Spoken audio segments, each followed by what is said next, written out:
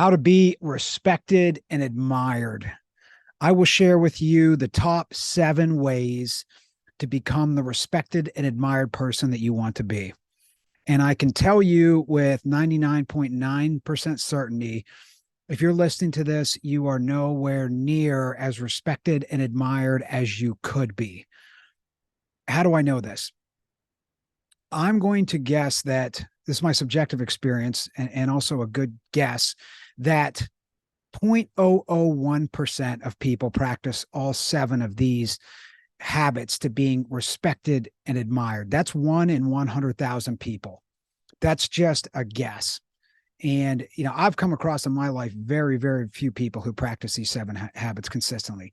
And they are simple habits. They're so simple that we could teach them to a 12-year-old. And if you have kids or young people, I suggest you do. They will live a more fulfilled life. They will be happier and they will have more success. So let's jump right into the 7 habits. Habit number 1, I call it the RNA 7, the 7 habits to being respected and admired. Number 1, be early for commitments. There was a NFL coach named Vince Lombardi. He was a 5-time champion football coach. The Super Bowl trophy is named after him. And he taught his players to be 15 minutes early for all team commitments.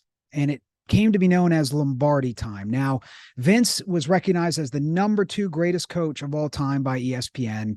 So he might know a little bit about success and winning.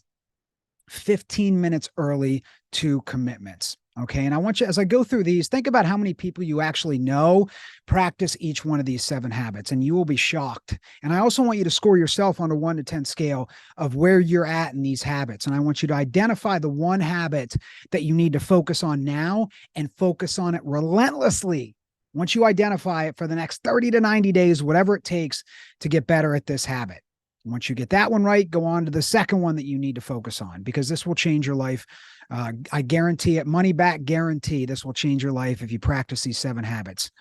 Okay, that's habit number 1, be early for commitments. I say 5 to 15 minutes early for commitments. Number 2, do what you say you're going to do when you say you're going to do it. I call it living your word. And again, think about how many people actually do this. And I'm going to estimate the people I come into contact with overall. I'm going to say that when they tell me they're going to do something, there's a 50% chance they're not going to do it. And that's probably being kind and conservative, in that people have no idea how little they keep their word. Right. And these aren't bad people. This is not a character flaw, although some may define it as that.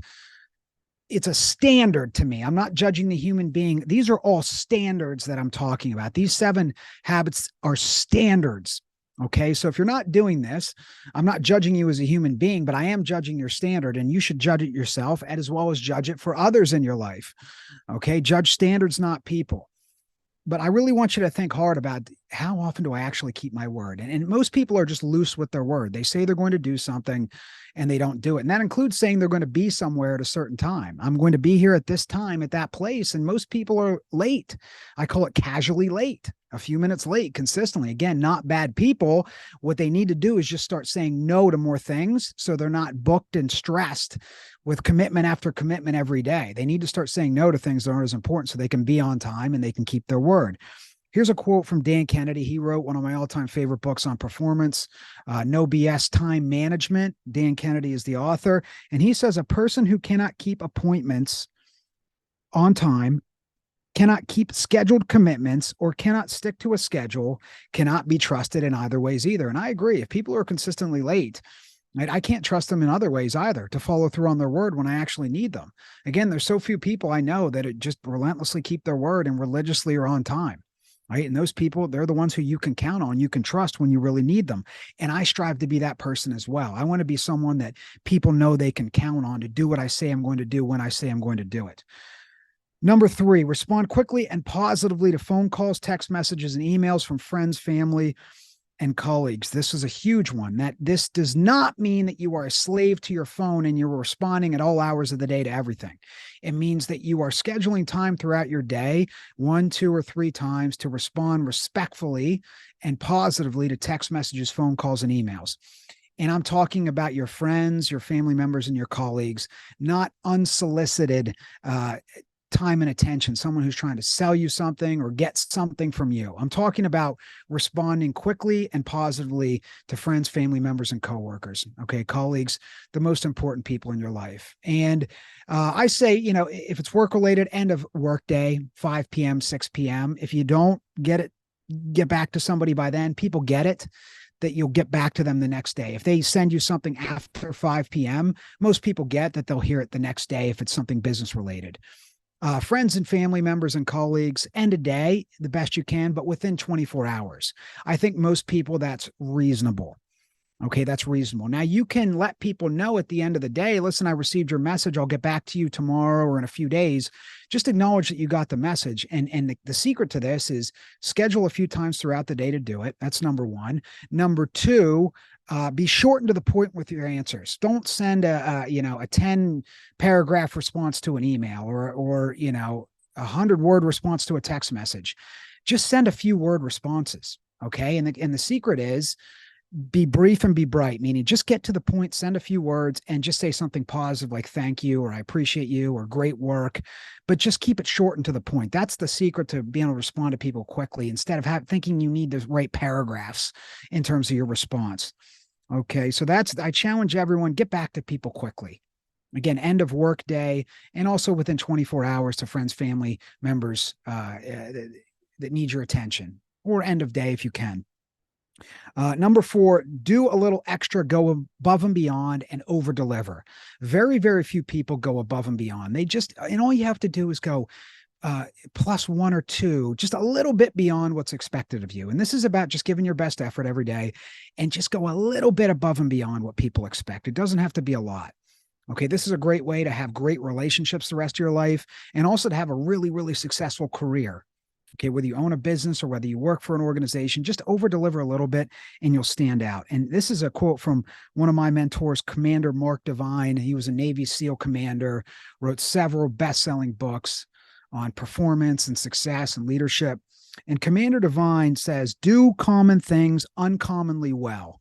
When you do common things uncommonly well, then you show up as uncommon. So that's my challenge to you. Just do the common things uncommonly well. Just do a little extra.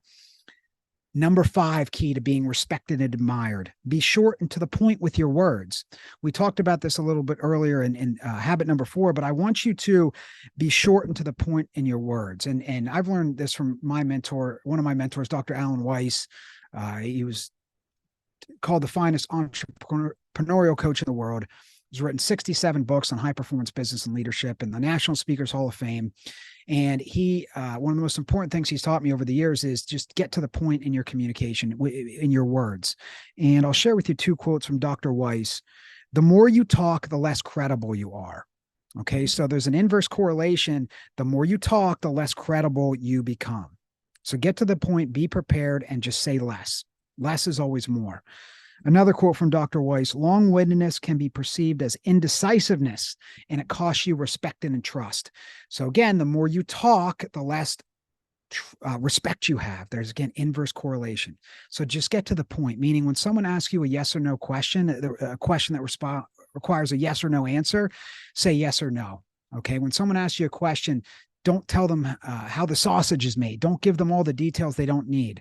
Don't give long-winded history lessons. Okay, nobody needs to hear that. And lastly, when someone asks you what time it is, don't tell them how the watch is made. Just get to the point. Okay, number 6, be extremely positive and polite and avoid mindless negativity, which is gossiping, complaining, blaming, criticizing, condemning, and venting. This is crucial. I'll share with you a quote from Dr. Marshall Goldsmith, arguably the greatest executive coach and one of the greatest leadership minds in the world. The best CEOs don't complain. I've known Alan Mulally, former CEO of Ford Motor Company, and Francis Hesselbein, former CEO of the Girl Scouts, for over 30 years. I've never heard them whine. I've never heard them complain. I've never heard them say, poor me. Never. They say, I am up. I'm positive. Life is good. Let's make the best of every day. And here's our last habit of being respected and admired. Be direct and brutally honest. Be honest with people in service of them. That doesn't mean you remove their dignity by criticizing them in front of a group. Okay. It means you do it one-on-one, but you are direct and honest with people in your life. Okay. The more you do that, the more respected and admired you'll become. And you're actually serving them by telling them the truth about something that they're doing to hurt themselves or others.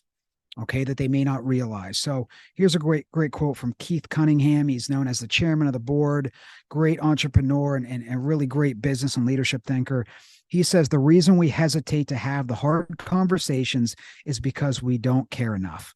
If you truly cared enough, you would say what needs to be said. After all, how else are they going to improve and maximize their potential?